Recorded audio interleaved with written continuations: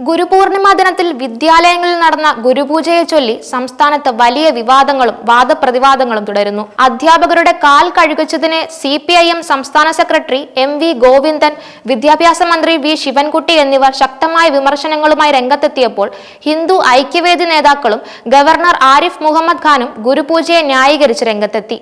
സംസ്ഥാനത്ത് കലാപകലുഷിതമായ അന്തരീക്ഷം സൃഷ്ടിക്കാൻ ശ്രമിക്കുന്നവർ മത തീവ്രവാദികളെ സന്തോഷിപ്പിക്കാനാണ് ശ്രമിക്കുന്നതെന്ന് ഹിന്ദു ഐക്യവേദി സംസ്ഥാന പ്രസിഡന്റ് RV ബാബു ആരോപിച്ചു. സ്കൂൾ സമയമാറ്റത്തിൽ അസന്തുഷ്ടരായ ഒരു മതവിഭാഗത്തിന്റെ എതിർപ്പിൽ മുട്ടുമടക്കിയ സർക്കാരും പാർട്ടിയും അവരെ സന്തോഷിപ്പിക്കാനാണ് ഗുരുപൂജയെ എതിർക്കുന്നതെന്നും അദ്ദേഹം പറഞ്ഞു. മാതാപിതാ ഗുരുദൈവം എന്നാണ് ഭാരതീയ സംസ്കാരം നമ്മെ പഠിപ്പിക്കുന്നത്. ഗുരുവിനെ വ്യത്യസ്ത രീതിയിൽ ആദരിക്കുന്നത് ഭാരതീയ സംസ്കാരത്തിന്റെ ഭാഗമായിരിക്കെ അതിനെ എതിർക്കുന്നവർ നമ്മുടെ രാഷ്ട്രീയത്തിന്റെ മഹത്തായ സംസ്കാരത്തെ നിരന്തരം അവഹേളിക്കുകയും അധിക്ഷേപിക്കുകയും ചെയ്യുന്നവരാണെന്നും അദ്ദേഹം പറഞ്ഞു. കുട്ടികളിൽ ഗുരുഭക്തി ജനിപ്പിക്കുന്ന ഗുരുപൂജ ആഘോഷത്തെ എതിർക്കുന്നവർ അധ്യാപകന് കുഴിമാടമൊരുക്കുന്നതും അവഹേളിക്കുന്നതും തങ്ങളുടെ അവകാശമായി പ്രഖ്യാപിക്കുന്നവരാണെന്നും അദ്ദേഹം കൂട്ടിച്ചേർത്തു. ഗുരുവിനെ പൂജിക്കുന്നത് കുട്ടികളുടെ അന്തസ്സിനും ആത്മാഭിമാനത്തിനും മുറിവേൽപ്പിക്കുമെന്ന ആക്ഷേപം വസ്തുതാപരമല്ലെന്നും ഗുരുപൂജയ്ക്കെതിരായ എതിർപ്പ് ആസൂത്രിതമാണെന്നും അദ്ദേഹം പറഞ്ഞു. ഗുരുശിഷ്യ ബന്ധത്തിന്റെ ആത്മീയഭാവം വളർത്തുന്ന ഗുരുപൂജയ്ക്കെതിരായ പ്രതിഷേധത്തെ ശക്തമായി നേരിടുമെന്നും അദ്ദേഹം വ്യക്തമാക്കി. ഗുരുനാഥന്മാരെ ആദരിക്കുന്നതും ബഹുമാനിക്കുന്നതും ഭാരത പാരമ്പര്യത്തിന്റെ ഭാഗമാണെന്നും ഗുരുശിഷ്യ ബന്ധം ഊട്ടി ഉറപ്പിക്കലാണ് സരസ്വതി വിദ്യാലയങ്ങളിൽ നടക്കുന്ന ഗുരുപൂജയുടെ ലക്ഷ്യമെന്നും ചാതുർവർണ്ണ്യ വ്യവസ്ഥ തിരിച്ചു കൊണ്ടുവരാൻ ശ്രമിക്കുന്ന RSS നീക്കത്തിന്റെ ഭാഗമാണ് ചില സ്കൂളുകളിൽ നടന്ന അധ്യാപകരുടെ കാൽ കഴിയിക്കലെന്ന് CPIM സംസ്ഥാന സെക്രട്ടറി MV ഗോവിന്ദൻ ആരോപിച്ചു. അധ്യാപകരെ ബഹുമാനിക്കണമെന്നതിൽ തർക്കമില്ലെങ്കിലും ഇതിന്റെ പേരിൽ നൂറ്റാണ്ടുകൾക്ക് മുമ്പ് തമസ്കരിച്ച ചാതുർവർണ്ണ്യ വ്യവസ്ഥ തിരിച്ചു കൊണ്ടുവരാനാണ് സംഘപരിവാർ ശ്രമമെന്നും അദ്ദേഹം പറഞ്ഞു. ഇതിന് UDFന്റെ പൂർണ്ണ പിന്തുണയുണ്ടെന്നും കമ്മ്യൂണിസ്റ്റ് വിരുദ്ധ ശക്തികളെ ഉപയോഗപ്പെടുത്താനാണ് UDF ശ്രമിക്കുന്നതെന്നും അദ്ദേഹം കുറ്റപ്പെടുത്തി.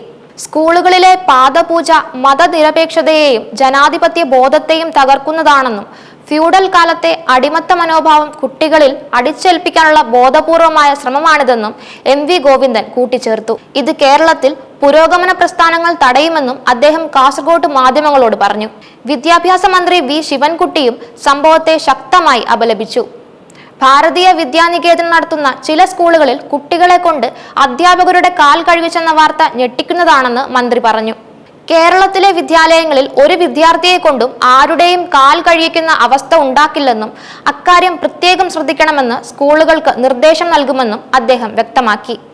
സംഭവത്തിൽ പൊതുവിദ്യാഭ്യാസ ഡയറക്ടറോട് ഒരാഴ്ചയ്ക്കകം റിപ്പോർട്ട് ആവശ്യപ്പെട്ടിട്ടുണ്ടെന്നും അതിനുശേഷം നടപടി സ്വീകരിക്കുമെന്നും മന്ത്രി അറിയിച്ചു.